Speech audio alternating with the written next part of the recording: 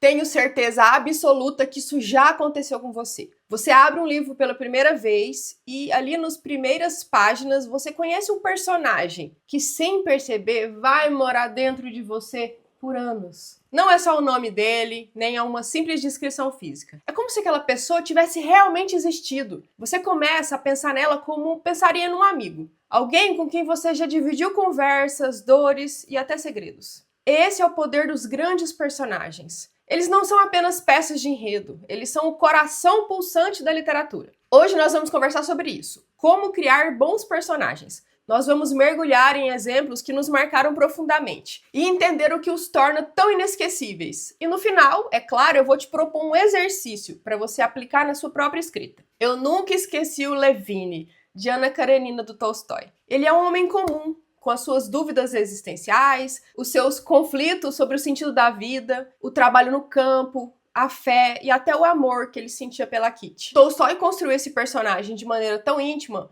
que nós sentimos as suas angústias como se fossem nossas. O Levine não era heróico no sentido clássico do herói, mas é profundamente humano. Outro exemplo é Marmeladov, ou Marmelatov, de Crime e Castigo de Dostoiévski. Ele aparece relativamente pouco no livro, mas a força da sua presença é arrebatadora. Ele é um funcionário público arruinado, um alcoólatra, que em um discurso devastador revela sua miséria, e ao mesmo tempo uma espécie de dignidade meio trágica. O Marmeladov mostra como até personagens secundários, se bem construídos, podem marcar a alma do leitor. E como não falar do Frodo e do Gandalf, de O Senhor dos Anéis? O Frodo é pequenininho, aparentemente frágil, mas carrega o maior fardo de todos. E o Gandalf, por outro lado, é a figura do guia, do mentor, que inspira e orienta. Juntos, eles simbolizam coragem e amizade, e o peso da responsabilidade diante de algo maior que eles mesmos. Você percebe como todos eles têm uma coisa em comum? Eles carregam contradições. Eles não são perfeitos, nem totalmente bons ou maus. Eles são humanos, ou hobbits, ou magos, mas sempre humanos na essência. Quando a gente olha para grandes clássicos, a gente vê que personagens inesquecíveis não nascem de descrições longas ou listas de características físicas. Eles nascem do conflito interno. Dostoiévski foi mestre em mostrar o embate entre a fé e a dúvida, entre a culpa e a redenção. O Tolstói nos mostrou homens e mulheres divididos entre o dever e o desejo. E o Tolkien nos mostrou seres que, diante de um mal esmagador, revelam tanto a sua fragilidade quanto a sua grandeza. Assim como infinitos outros personagens, como Hamlet e Shakespeare, que vive paralisado pela indecisão, ou Capitu, de Machado de Assis, cuja ambiguidade nunca se resolve por completo, ou Emma Bovary, de Flaubert, perdida entre ilusões românticas e uma vida banal. Esses personagens nos tocam porque refletem algo de nós. Eles são espelhos distorcidos, mas reconhecíveis. E aí? Como é que nós, escritores, podemos criar personagens assim? Eu vou compartilhar com você agora algumas boas técnicas para você fazer isso. Primeiro, você tem que dar a eles um dilema interno. O dilema é mais importante que a aparência ou que as ações. O Levine, por exemplo, ele buscava sentido da vida. O Marmelatov, ele lutava entre a culpa e o vício. O Frodo vacilava sempre entre a coragem e o medo. Todos com dilemas internos. E se o dilema for um dilema da humanidade inteira, não só do seu personagem, melhor ainda, fica mais fácil de identificar. Segundo, o seu personagem tem que ter contradições. Nossa, isso é ouro. Um personagem, por exemplo, que ama, mas que teme amar.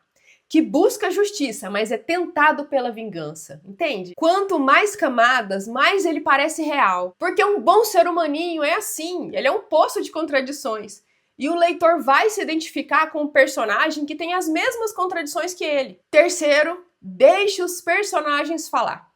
Monólogos, cartas ou até pequenos diálogos, porém que revelam a alma do seu personagem. A fala de Marmelatov é um exemplo perfeito. Ele fez um único discurso no livro e nós já conhecemos todo o seu mundo. Quando o personagem fala, ele revela as suas crenças, as suas prioridades, os seus medos, a sua origem, o seu grau de escolaridade, tudo ali embutido na comunicação. Assim como a gente. Usar diálogos para revelar a alma do personagem é inclusive uma das melhores formas de usar diálogo. Quarto, relacione os seus personagens com o ambiente. Um personagem não existe no vácuo. O Levine só faz sentido porque ele está ligado à Rússia rural. O Frodo porque ele pertence ao condado e precisa deixar o condado para salvar aquilo que ama. E se for parar para pensar, nós somos assim também.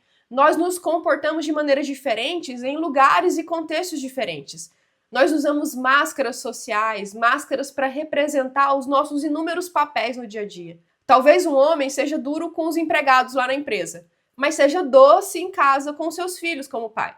E mostrar essas facetas do seu personagem em contextos diferentes vai criando camadas de profundidade e vai deixando seu personagem mais interessante. E quinto e último, pense neles além da história. Pergunte-se, o que esse personagem faria numa manhã comum? Fora do livro. O que ele come no café da manhã? O que o faria chorar sozinho no quarto? Quando você sabe isso, mesmo que isso nunca apareça no seu texto, na sua história, o personagem ganha mais vida, porque você consegue perceber do que ele é capaz ou não, onde mais dói o calo dele. E esse tipo de coisa e esses detalhes aparecem mesmo sem serem escritos no livro. Escrever bons personagens não é sobre imitar o Tolstói ou o Dostoiévski. É sobre aprender a olhar para as pessoas ao seu redor com profundidade. O vizinho que sempre reclama, a senhora que sempre pega o mesmo ônibus, o colega de trabalho que é quietinho, que é silencioso. Todos carregam dilemas, contradições,